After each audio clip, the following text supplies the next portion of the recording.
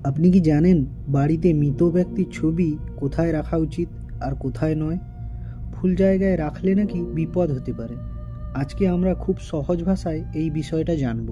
আমরা অনেকেই বাবা মা ঠাকুমা দাদুর ছবি বাড়িতে রাখি, কারণ তারা আমাদের খুব প্রিয় ছিলেন। কিন্তু এই ছবি রাখারও কিছু নিয়ম আছে। অনেকে ভুল করে এই ছবি ঠাকুর ঘরে রাখেন, কিন্তু এটা একদম ঠিক নয়।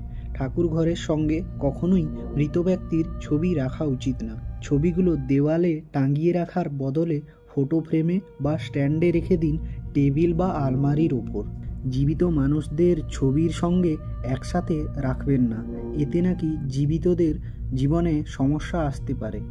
ছবির মুখ রাখতে হবে দক্ষিণ দিকে, আর ছবিটা উত্তর দিকে রাখা ভালো। দক্ষিণ বা পশ্চিম দিকে রাখলে নাকি ঘরের ওপর খারাপ প্রভাব পড়ে। এই ছবি রান্নাঘর, বেডরুম বা ডাইনিং টেবিলের পাশে রাখা যাবে না, এতে নাকি নেগেটিভ এনার্জি বাড়ে। অনেকগুলো ছবি রাখার দরকার নেই, একটা ছবি রাখলেই হয়। বেশি ছবি ঘরে ভারী ভাব তৈরি করে। এই ভিডিওর তথ্য শাস্ত্র ও বিশ্বাসের ওপর ভিত্তি করে। দ্য ফ্যাক্ট ইউনিভার্স কাউকে ভয় দেখাতে বা কুসংস্কার ছড়াতে চায় না। আমরা শুধু সচেতনতা তৈরি করতে চাই। ভিডিওটা ভালো লাগলে একটা লাইক দিন, বন্ধুদের সঙ্গে শেয়ার করুন, আর চ্যানেলটা সাবস্ক্রাইব করতে ভুলবেন না কিন্তু। এমন আরও তথ্য নিয়ে আসবো খুব তাড়াতাড়ি।